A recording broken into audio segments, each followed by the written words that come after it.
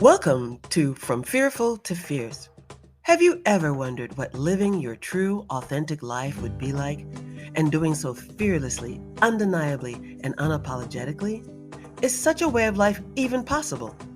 Sarah Udo Grossfutner says it is. From Fearful to Fierce is a podcast that shares simple, easy to implement tips on how to be authentically, unapologetically, undeniably, and fearlessly you. From Fearful to Fierce, the brainchild of Sarah Udo Grossfutner, is based on her FFTF trilogy, a series on the importance of knowing, accepting, and loving oneself. So whether you're struggling with imposter syndrome, self-doubt, or just looking to level up your confidence game, this podcast has got you covered. Get ready to take on the world one fearless step at a time. We are your host, Sarah Udo Grossfutner and Margaret Carter. Our topic today is instincts. I know everybody's got them, but Sarah, what are instincts?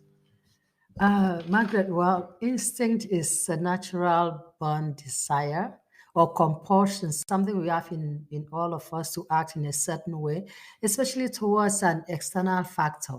Oh, okay. So how do instincts differ from learned behavior? Instinct is something inborn, a natural knowing that something is about to take place. But a learned behavior is something that you've learned, for want of a better word to say, Okay. something that you've learned and you know works in a particular way. For example, if you say, okay, if I put two colors together, they produce a certain color. You've learned that. So next time, if you want that color, you're going to put the same color together, knowing that you're going to get that same outcome. But you've learned it, so you know it. Okay, so if instincts are reacting to external factors, what's the relationship between instincts and emotion?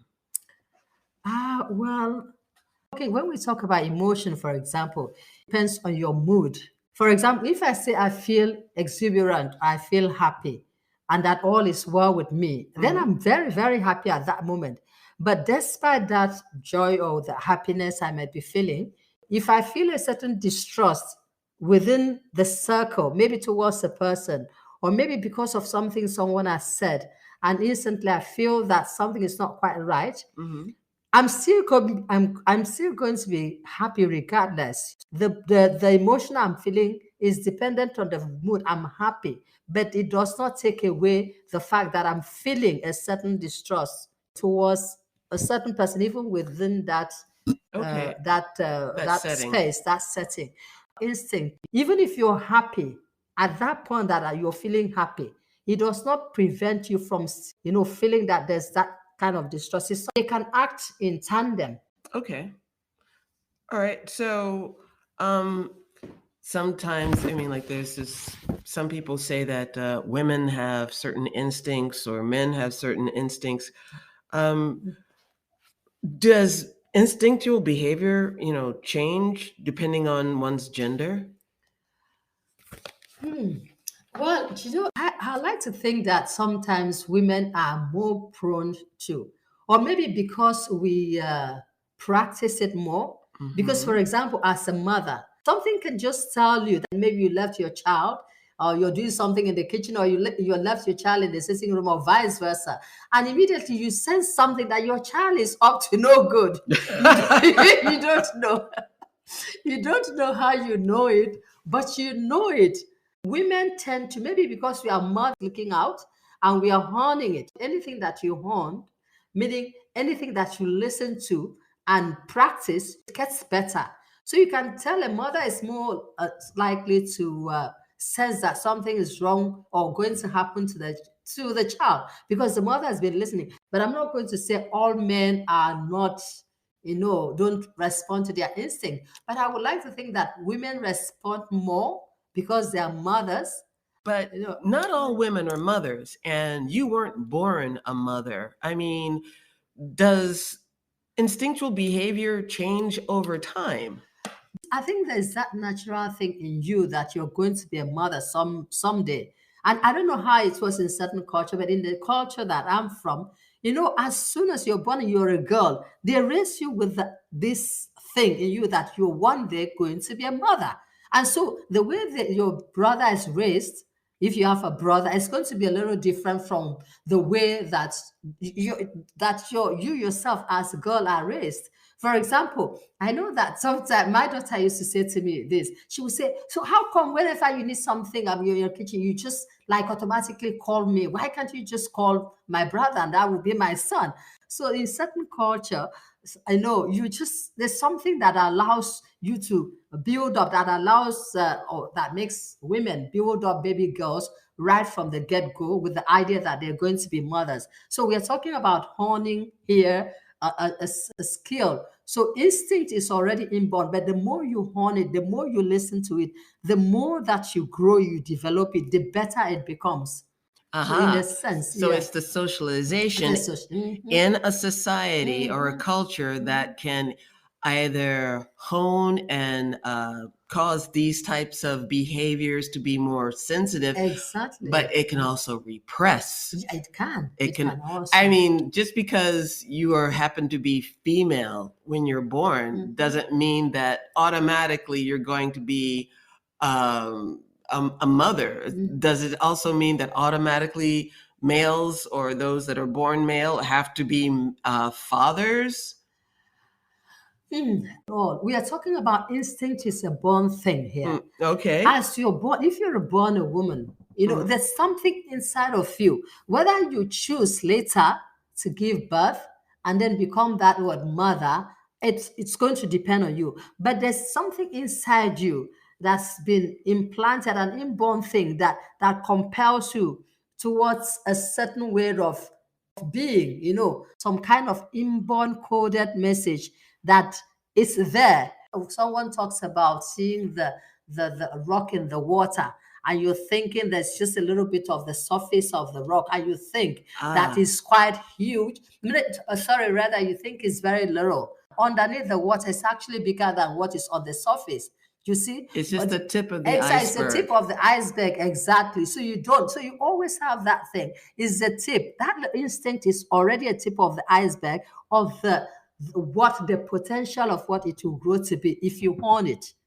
I don't know if that makes sense. I mean, Yeah, it does. But it's also, it gets to the point where it changes over time based on your experience. So your grandparents, they would have certain instincts because they've experienced certain things, and that has caused them to develop certain behaviors. Is this an instinct, or is this a learned behavior that, because of the experiences that they have had? I think it's also the context of the time and space that there were. My grandmother listened more to nature. There's something about nature. We are supposed to be at one with nature. We are born to be one because we are part of nature and nature is part of us. So supposed to be one with us. And because they did not have all of the distractions we have today.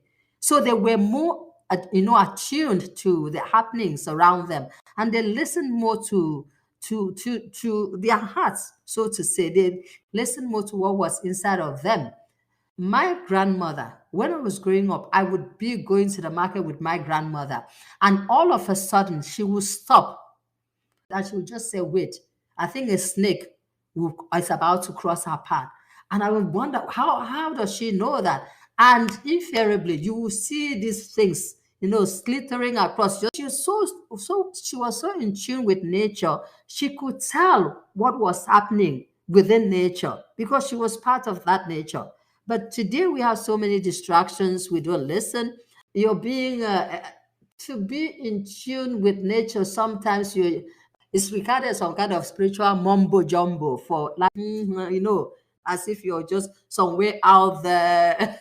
Sometimes so people suppress that because if they're in a certain crowd and that crowd is not welcoming of that kind of way of behavior and they want to belong, what you don't want does not show forth its full potential. It just It's just atrophies. atrophies. Exactly. Whatever you don't have. It's like your body. If you exercise your body, you become strong. Okay, so this is something that you can practice, something that you can I hone. think so. Okay, but are there I any believe so. limitations or downsides to relying solely on instincts? Side.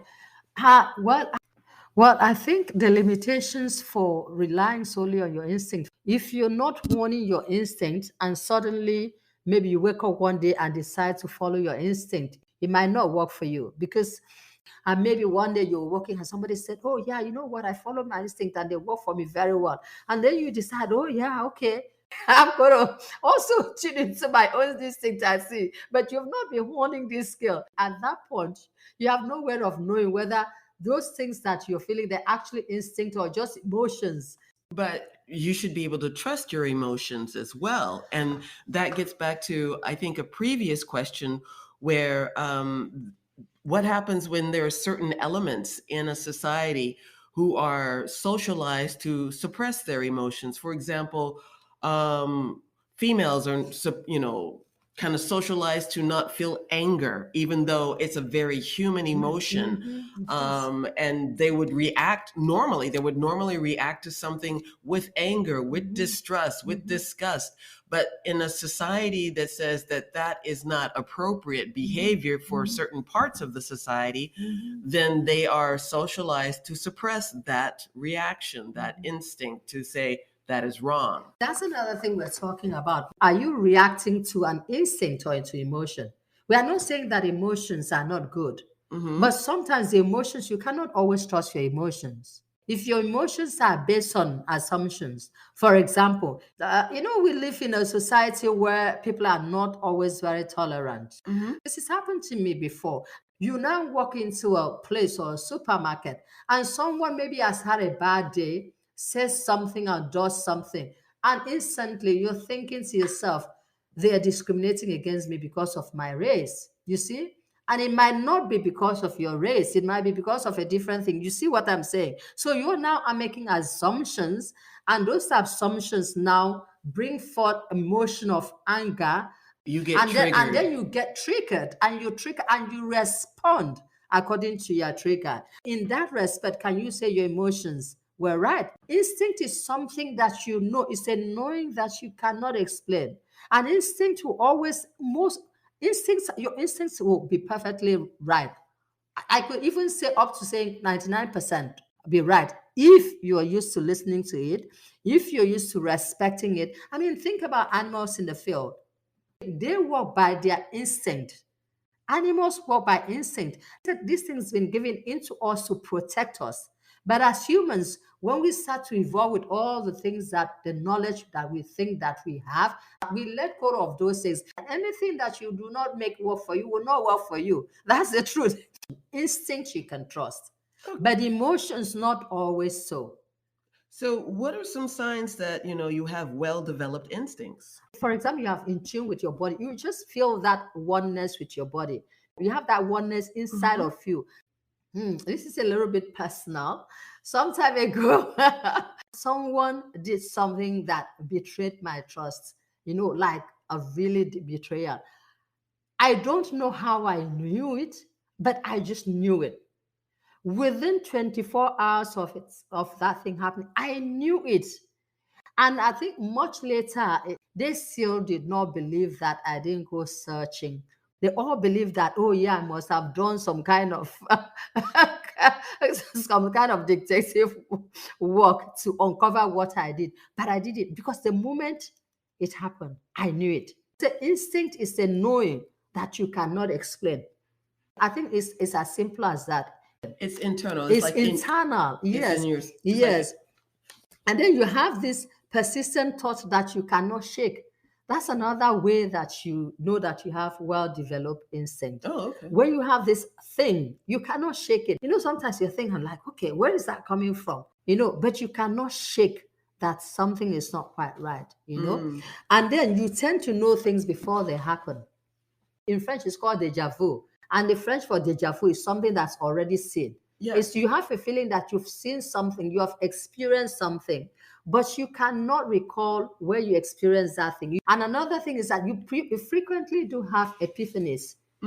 You do when you have that. The aha moment. You just say, "Aha! I know it." Like it's a light bulb moment. It's like a conversation within yourself. That knowing within the self. But how can you develop these instincts?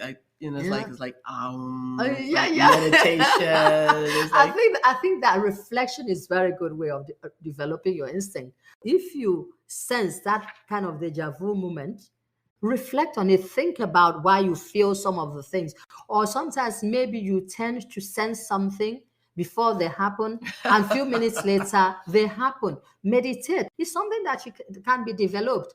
You spend time, outside nature. oh Spend wow. time in nature. Like just this week, I went out walking. It was so beautiful. The sun was out. I just saw this bench, and it was just that bench, and it seemed like the sun was shining, almost as if something in the heavens was just blessing that bench. I could not explain it, and I stopped in my track, and I'm like, oh my God, I want to sit there. And I just went there and sat there, and instantly, Margaret, I started feeling this sense of gratitude. Mm. I'm someone who feels grateful to God for a lot of things. But there was this overwhelming sense of gratitude. It felt like I was removed from everything, like it was just me and the sun pouring to me, and that space. I mean, it was such a small space, but it seemed so big, like I was encompassed in this thing. And you know what I started to do? And I started to thank God. I started to just utter words with my mouth. And I couldn't explain it, Margaret. I started to thank God, like bit by bit of my life, when I was born, periods of my life, from when I was born to when I became an adult, got married, my university days, the day I graduated, my kids, the day I gave birth. I remember the look on my daughter's face. I remember that on my son's face. I remember every minute details of all the things that my mind was just picking on. There was this joy in my heart, but it enveloped me. I cannot explain, Margaret. But I was just enveloped by this joy, like something poured into me. And I felt so happy. And you know how long I walked that day? I started out thinking I was just going to walk for about 8, 10 kilometers. You know, I ended up walking 18 point something kilometers. I'm not kidding you. Okay, I would be very, very grateful to find a bench. I would be very thankful. I would be sitting down and giving great glory to the Almighty. Yes. I mean, like, yeah, no, that's not me walking like 18 kilometers or even 8 to 10 kilometers. No. When you out there in nature, there's something that happens.